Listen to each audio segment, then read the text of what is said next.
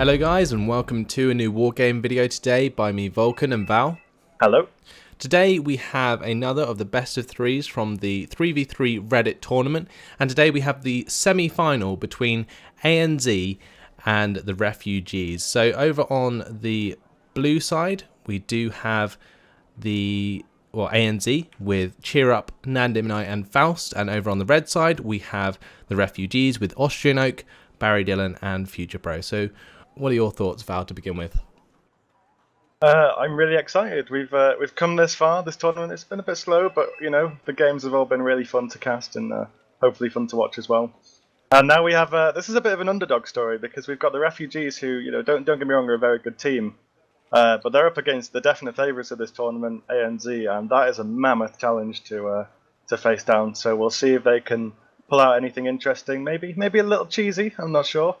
And see if they can take a win here. Yeah, so today we have another D-Day on Paradise, and it's a very interesting map for both teams to choose, I think. We haven't really seen ANZ use this map very often, and I don't think we've seen the Refugees on it at all, so this is definitely going to be something new for both teams, I think. And it is a very interesting map. You've got the nice sort of infantry warfare between Echo and Alpha. You've got some quite open land around Gulf. And then at Hotel in India, you get your closed space warfare again. But what sort of decks are we looking at today? So we'll start off with ANZ. They are the Team 1. And they've done something they've never done in this tournament so far, I believe. They've gone for Blue 4. And we have Faust on full NATO, Nandemani on full NATO, and Cheer Up with a Scandinavian deck. This is really interesting because I know Faust is personally a massive proprietor of the full NATO mech deck, and I'm just surprised he's brought it out because this team is a team that's never ever used Blue 4 in this tournament. But we'll go over to the Refugees, and Future Pro is using a Blue Dragons deck, Barry Dillon using a US deck, and Austrian Oak using a US deck as well. So. Kind of interesting. I'm a little surprised that that the Refugees didn't actually bring a full NATO deck of their own, because they do seem to be very strong at the moment. Yeah, I do like the full NATO decks. Like you say, the full NATO mech deck especially. It's just incredibly strong. But what I'm looking at on the Refugees side is Barry Dillon's helicopters. He's very well known for his helicopter rushes. And at the moment, he has a lot of helicopters, but it doesn't look like he's going to try and rush with them. It looks like he's going to try and use them to get maybe an early advantage in a specific sector. So maybe if Barry Dillon was tasked of taking Hotel and maybe attacking towards India, then using those helicopters will help him get that compound in the middle of the two sectors at the start. Maybe even get some troops all the way into India, but we'll have to wait and see. He's not actually sending too much up there by the looks of things, just a few Black Hawks and a couple Twin Hueys there as well. What about the other composition of forces? For the red team, we have what's that? These units are all clumped together, quite hard to see. But we have an M1A2 Abrams coming out from an Austrian Oak, some Nanayon Shiki Gs. So that is something that I'm looking at the Blue Dragons deck, and it's kind of a little. A little confusing as to why you'd bring those Shiki Gs as opposed to the K1s, but I guess if so let's check who exactly that was. That was Future Pro with the Blue Dragons deck, so he's most certainly going to be going to, I think, probably Alpha and Echo at the bottom, because I don't think you'd really want those kind of tanks up in Hotel in India, and definitely not in Gulf. If you take those to Gulf, you'll have a really bad time without a super heavy for support.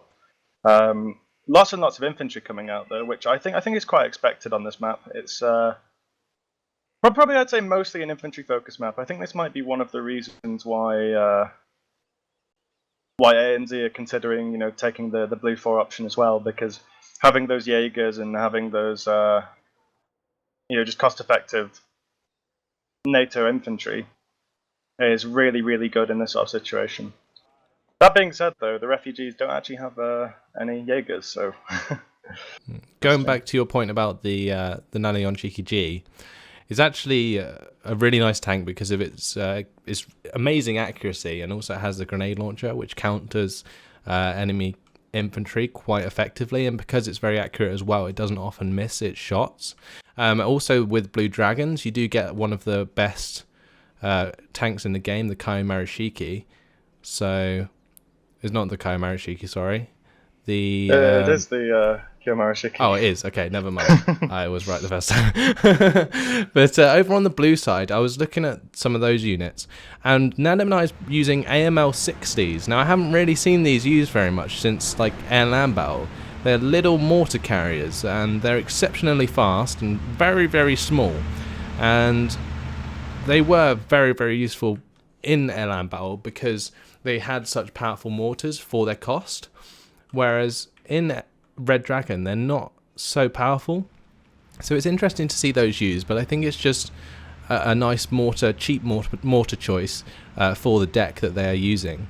So that's probably why we are seeing them. At the start, we have a puff out from Cheer Up, as usual. Nice air presence start from ANZ, pretty normal for them. Faust moving up some Pumas to get some infantry presence in different locations, but Barry Dillon looks like he's going to beat Faust to the same location with those Blackhawks because they are a little bit quicker. Blackhawks being very, very quick. Yeah, no, the Blackhawks are very fast, but I mean, this does highlight a little. I wouldn't say so much a problem because it's blue v blue, but just one of the differences in kind of heli presences between blue and red. Because if you're red 4, you've got all these brilliant transport helis that have, kind of combat capabilities, but these are like the Puma and the Twin Huey and stuff. They're not going to shoot down other helicopters without, ground support. So it's a little. The helicopter openings for Blue 4 and Red Dragon are a little bit less impressive compared to what you could have seen in ALB with all the Cassiopeias and all that sort of stuff raining down. It'd be interesting to see if these SAS can finish off their helicopter. Yes, they can. Unfortunately, they didn't manage to take out the light rifleman as well by shooting it down before it landed, but they were out of line of sight, so looks like Barry Dillon got away with that, and he's secured himself a very nice position. Although, Cheer Up has managed to get some of those XA-186 NOs all the way forwards into that tree line and drop off those Gevarmen. And the great thing about those NOs is that they do have the 3 front and 3 side armor, which is exactly why the cavalry scouts did not get the killing blow with 1 ATGM. So that was very, very important there. And Cheer Up being harassed by a Hachi Nanashiki already. Another big unit I think we're going to see a lot of in this game. The Hachi Nanashiki used a lot when we see NATO decks. And you can see that's exactly what's happening with Nandem and I. Pushing very quickly to the compound on the top. Now this is really interesting to me because now I was saying that I don't really like bringing those Nanayon Shiki Gs to the middle area. I mean, don't get me wrong, they're very effective against infantry in the top or perhaps bottom sides of the map. But I think against all those STRV-121s, you want to bring your M1A2 and your MIP Abrams. I don't think you really want to be bringing these little things because they'll get one shot. The armor is only 8 front armor. And the STRV-121 has a very good gun.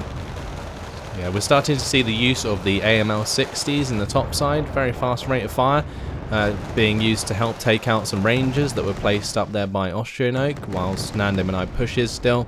F5A coming out and is going to get shot down very quickly by the automatic and the Crotal.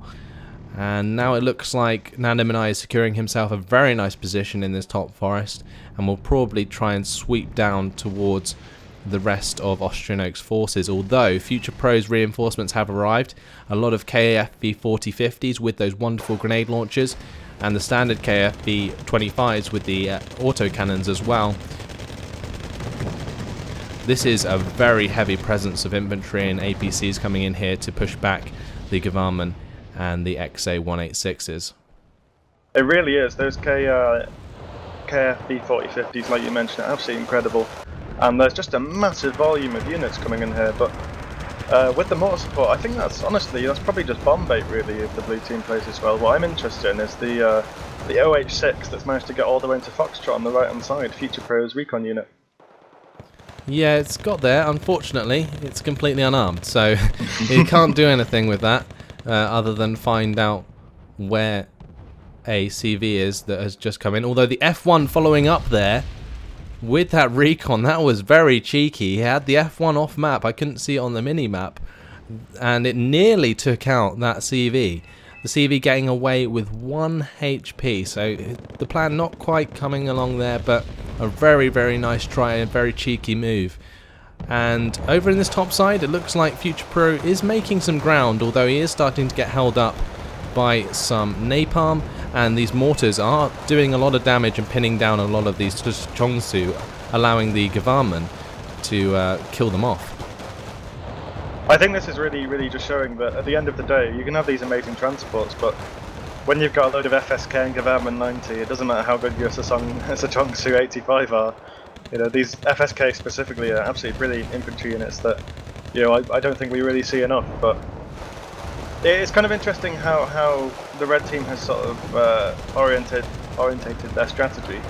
They're playing extremely defensively on the bottom side in Alpha. They've even got all these forces on the left side of the river there. And they seem to just be ignoring the middle as well and just pushing all these troops to the top, but it doesn't really seem to be working out for them. Nandemani is doing an absolutely brilliant job of slaughtering all those infantry units and transports. I like Barry Dillon's use of the twin Hueys in the middle. It's very unlikely that there's going to be close range, like anti-air, to deal with those twin Huey miniguns. So if he can keep them just out of range of enemy machine guns, then he can do a lot of damage with those, but unfortunately he's not. So it looks like the APCs and the infantry are getting in range and are going to help shoot down the rest of those aircraft. But it was a nice idea. Raven coming in there from Barry Dillon to take out a Roland 3 that was not turned off by Faust, I think. So bit of a miss micro there. Didn't quite get away with that one. Up in this top side, I think a lot of those APCs just died way too quickly to like the Eric squads and the government because they were in the forest. I reckon if they'd possibly allowed the blue team to push and then use those grenade launchers to attack the enemy squads that were coming out of the forest, then they would have done a lot better than actually just suiciding them towards the forest there. But that's starting to really pay off now for Nandemani, killing all those APCs and pushing back that large amount of forces from Future Pro. Yeah, just a fantastic job really from ANZ, although a CV was sniped in Delta. I haven't noticed that go down. There is another CV from Cherub though just on the way, but I think they're still worried about units there. Yeah, that's actually going to stop the air corridor for a little while, which is quite a big deal. I completely missed that as well, so I'm not entirely sure what happened there. But Faust making a lot of ground in the middle here with his Jaeger push. Pretty common sight with a NATO deck, the Jaegers being one of the strongest units. And you can see he's clearing up some ranges there with the Cannon and Jagdpanzers as support. And now he's going to make his way towards Alpha, which, like you said, is in a very sort of defensive state. They've sort of kept a lot of the units back. They've kept the V150 90mm on the opposite side of the river, which is a very interesting thing to do considering a lot of that sector is just forest. So I'm pretty sure that Faust could very easily contest that with like a CV or something, and then those V150s would be completely useless. But either way, it looks like the Jaegers are going to continue pushing forwards and take over some of the compounds in that sector. Yeah, I think this is just a big misplay from Barry Dillon because you see on the bottom side of the Alpha sector a 40 stack of Jaegers coming in.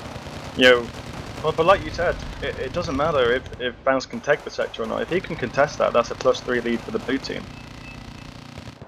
Yeah, you can see the effectiveness of these twin Hueys though against infantry squads. When they can sit there and just fire that minigun non-stop, they do tear apart those squads very quickly. It's just when they get too close, and like the government are now, those MG3s are going to deal with the twin Hueys nicely when they start to cause those special damage like the fuel leak there, which is definitely going to help kill off that twin Huey quickly. Up in this top side, the push from Nandemani, it's starting to be pushed back now by Future Pro and Austrian Oak. Looks like Nandemani overextending a little bit in the top side forest there has allowed the APCs to put some fire support onto those squads and push them back a little bit, but still a large concentration of forces coming straight into the middle there. a couple of Gemarman squads and a couple of Eric squads there as well.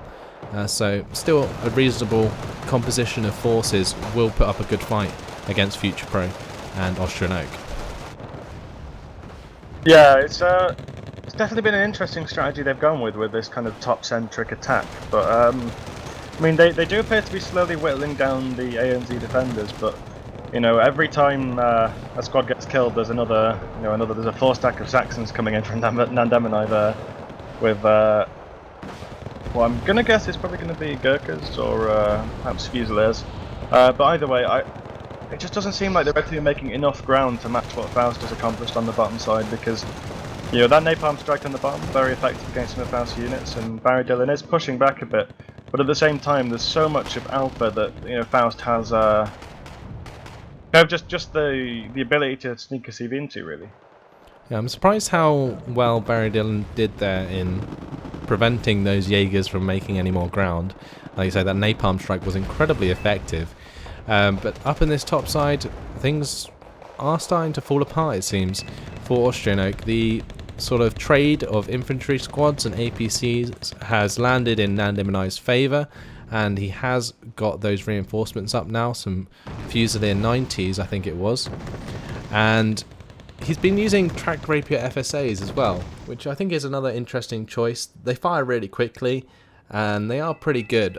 The reason I don't particularly like the tracked rapier FSA though is because of its quite short range in comparison to other NATO anti-air vehicles. You can get a lot better ones, I think. But like the Chaparral for instance. But anyway, the SDRV 121 and Cheer Up in the middle, he started to make some ground there, getting some XA 186s with the Gemarman up to that sector and started to take down those rifleman squad that were defending there. So they're making ground where they can. It's just they've got to start to think about accruing more of a conquest lead, because currently ANZ only at +1 in conquest points at the moment. And I think the refugees, yeah, they're still ahead in points. They're ahead in points, but that's going to change very quickly, and especially if Cherup can push into this middle area in between Hotel and Charlie. If he can halt the reinforcements coming from Charlie, this is going to be disastrous for Austrian Oak and Future Pro on the top side. And not only that, he can actually use his forces in Gulf to attack into Hotel, supporting Nandemenai up there. And the second that becomes a +2 lead, this game is probably over, to be honest. Yeah, so as soon as he gets full control of a Hotel, that'll be crazy. Like that's just like the end, like you say.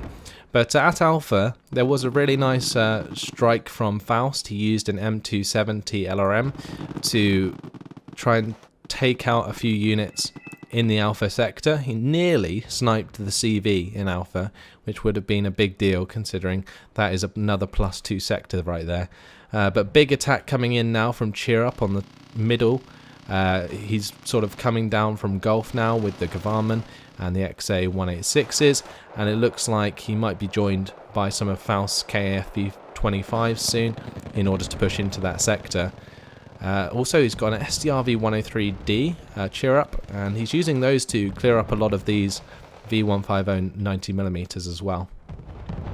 Well, that's the thing about these 90mm. They have basically no armor and a very low AP value. So, while they can deal with transports reasonably well, the second you have a tank there, they're honestly completely useless. Really, there's not much you can actually do with them. And I think I would have much rather seen something with a bit more substance brought here if you were going to leave a tank on that side of the river. Yeah, so Nandemenai's still got a presence in Hotel. His infantry is actually incredibly close to that command vehicle. So if he moves any more through that forest, once the mortar strike stops, then he might manage to find and kill that, but maybe not. The LAVMs do have a quick reload time and they will be able to continue firing onto those squads. But the Fusiliers making some ground in the top side, but they're now going to get countered by mortars as well. And I think like the use of Austrian Oak there with the LAVMs is actually better than like the AML-60s. That's why I was very confused as to why we saw the AML-60s. But then again, Nandemenai did use the AML-60 like heat gun to engage enemy APCs after they'd run out of mortar ammunition. So that's another use for them. It is. It's still a little strange. I mean, I wouldn't expect to see that, but you know, it's worked out reasonably well for him. But again, I do personally prefer the Lavans as a mortar system. But you know, it works for Nandem, I suppose, and he's probably tested this quite a bit to see what the best thing to do is. On the bottom side, however, this is looking a little grim for Barry Dillon, to be honest. There's so many Jaegers in these transports that are just waiting to come out. With some Eric squads and Gavanman as well, and you know, I really have to question how long they'll be able to keep the sector at least under their control. Yeah, Barry Dillon really doesn't have the quality of forces he needs to push back like the Jaegers and Gavanman. Like the American infantry, it's okay if you're using something like US Marines, but when you're just using like light riflemen and rifleman 90, they don't match up to like Jaegers very well. And Rifleman 90 costs like 15 points, and Jaegers only cost 10 points. And Rifleman 90 are basically like the same effectiveness, so it's kind of a waste of money or a waste of points to be bringing those in comparison. So that's where the power disparity comes from. So you're getting a lot more Jaeger squads compared to those Rifleman 90 squads for the same effectiveness. But artillery coming in again from Faust. He's using that M270 to provide a bit of artillery before the Jaegers move into the town. And then it looks like Cheerup's going to be able to follow up with the rest of his infantry now he's dealt with the resistance on the top side of Alpha. And the rest of his tanks are going to sweep down now, I expect, and finish off the rest of the V150s and so on. Up in this top side, I think Nanim and I's moved a little bit further up. He's still not making too much ground. We've got a couple of Nanayon Cheeky Gs from Future Pro coming up. They're actually quite good if he can keep them at a good enough range that he can use the gun and the grenade launcher on the infantry squads at the same time. But the Leopard 105 NOs there finally spotting and taking out the command in that sector, and wow. The mortar strikes and the Hachi Nanashikis there, they were side-shotted the Nanayon Shiki Gs. The Nanayon Shiki Gs not actually having that much armor, so that's pretty crazy. Barry Dillon on this bottom side throwing some twin Hueys into the fray. Bit of a waste at this point, but I mean, it just goes to show the weakness of those Shiki Gs. You know, don't get me wrong, they're a really cool unit to use, and the grenade launcher is really good, but the second you engage basically anything with any decent AP value, you're going to have a really bad time, especially from the side, and there comes the surrender votes. And I mean, this game, I think the red team, the refugees, they tried some interesting stuff. They tried that 2-man in the top side, but I think they seemed a little off with their compositions. You know, they were trying to throw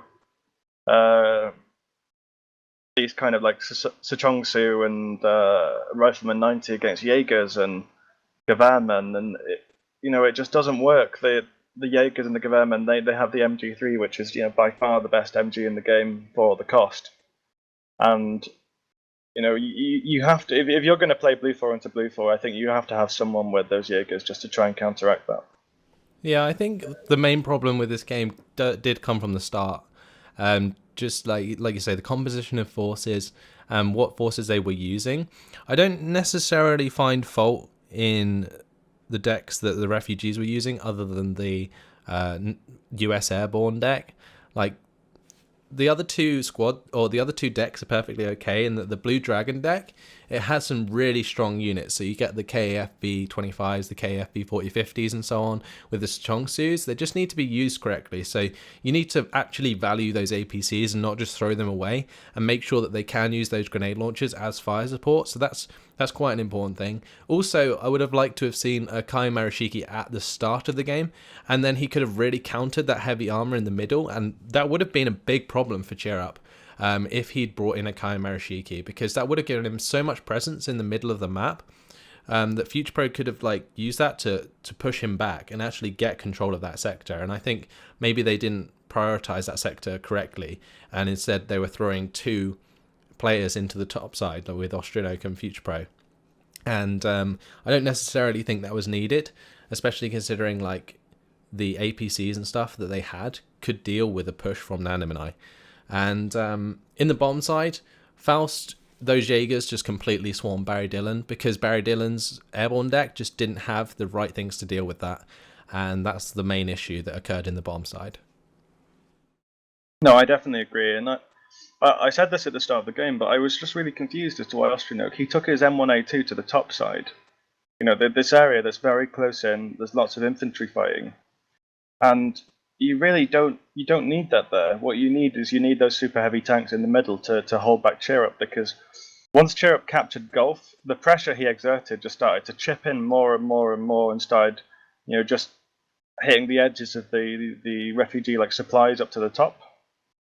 And again, we've said in the past, in past casts, at the end of the day, the KD doesn't always matter. It's about how much pressure you can exert and the areas you can capture quickly.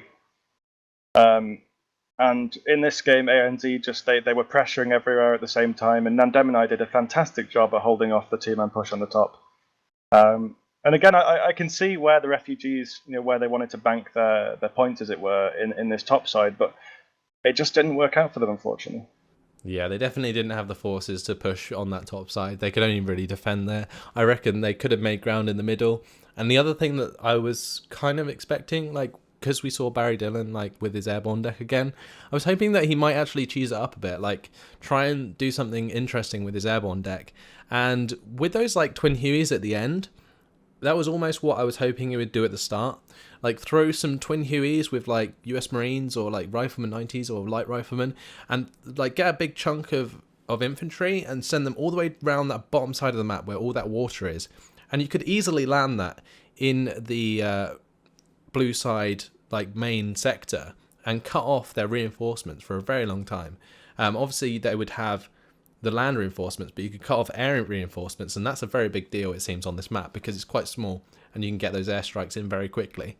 So that would have been a strategy I think that Barry Dillon could have pulled off if he tried to do that from the start, because all of the blue side forces were all moving up at the beginning of the game away from their main sector, and helicopters could have easily come in and swept in and just landed a load of troops in that town there to be really annoying. Yeah, well, it's like we said at the start. I kind of hope for something a little bit cheesy. It's I know there's a big disdain for heli rushes, but at the end of the day, it's a tournament, and Barry Dillon's well known for this sort of thing, and he just played this really weird defensive sort of setup at the back of his sector, and didn't really try to really fight for anything. He just had those helis at the start and then just got overwhelmed. So it was not disappointing is the wrong word, but I think he could have just chosen to be a little more aggressive in that bot side, and I think that might have given them a bit more of a chance. Yeah, so I think that's pretty much summed most of it up. It would be interesting to see. They've still got another chance to come back in this best of 3, so it'll be interesting to see if Barry Dillon does maybe change up his strategy, be a bit more aggressive, and maybe even change his deck entirely, because the US Airborne deck, it just hasn't been working out throughout the tournament, really. When we look back at other games, they've only really got to this point in the semi-final by sort of default, by sort of a lot of the teams they were supposed to be going against sort of forfeiting. So they're in a pretty bad position at the moment. They really need to come up with something to win the next game. But in the meantime, guys, hopefully you've enjoyed it. Thanks for watching, and we'll see you in the next video. Goodbye. Bye.